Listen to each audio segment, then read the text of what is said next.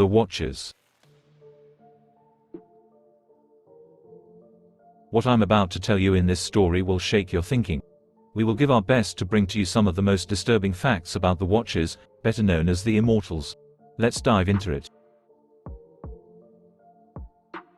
We are led like cattle in a barn.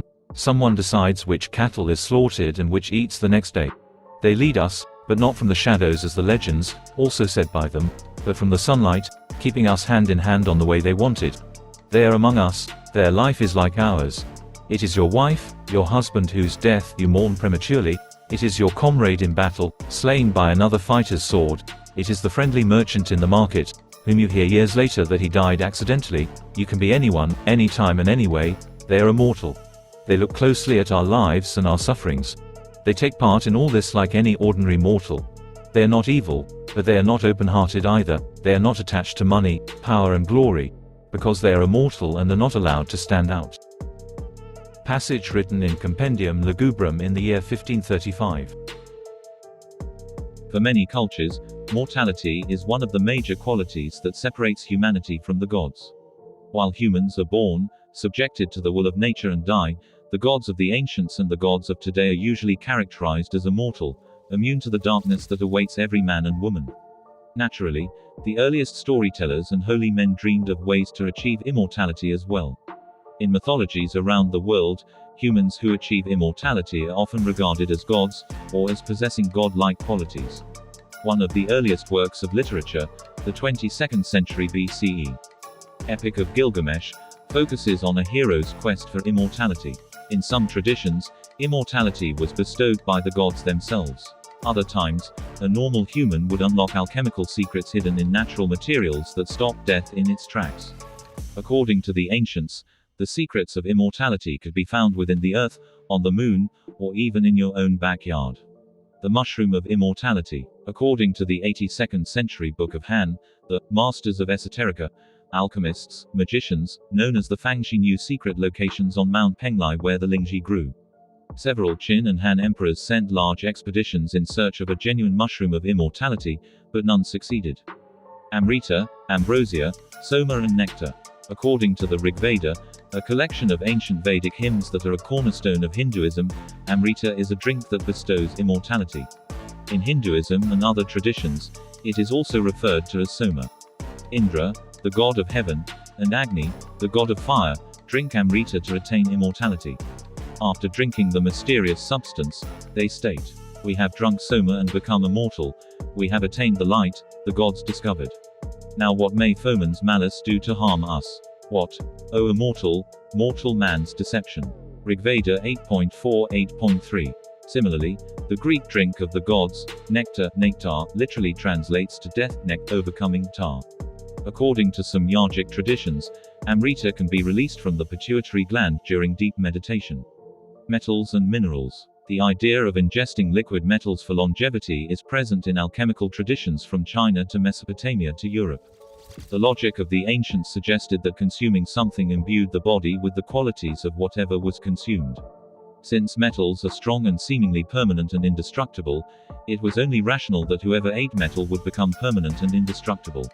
The Philosopher's Stone and the Elixir of Life. The chief goal of every medieval alchemist was the creation of the Philosopher's Stone. Efforts to discover the stone were collectively called the magnum opus, or great work. The Philosopher's Stone is said to turn basic metals like lead into precious metals like gold and silver. It also produces immortality. In some legends, possession of the stone alone grants unending life. In others, the stone is used to synthesize the elixir of life. The Philosopher's Stone symbolizes perfection, enlightenment, and bliss. There are a few legends of individuals actually succeeding in the creation of the Philosopher's Stone or Elixir of Life. 13th century polymath Albertus Magnus is rumored to have given the stone to Thomas Aquinas shortly before his death.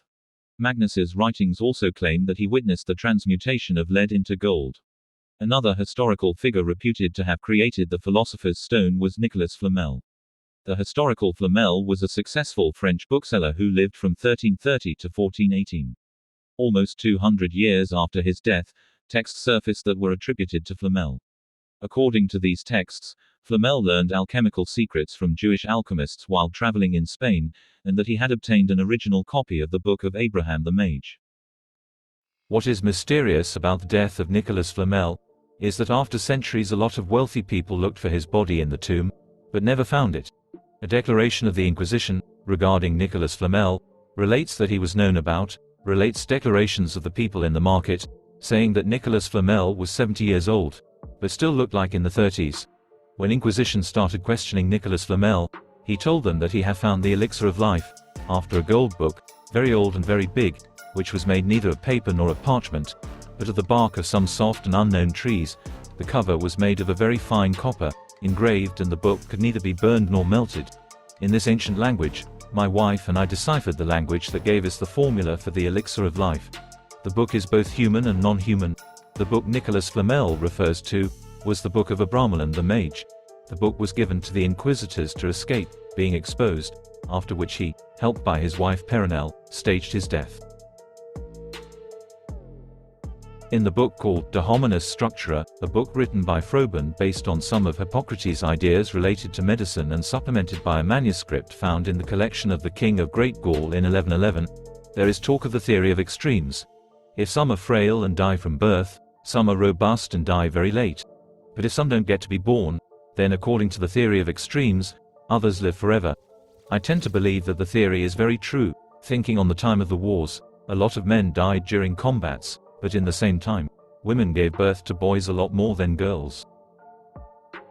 In Robert Flood's book, a ladder is illustrated that reaches the sky, which means that anyone has the chance, climbing the ladder of knowledge, to reach immortality.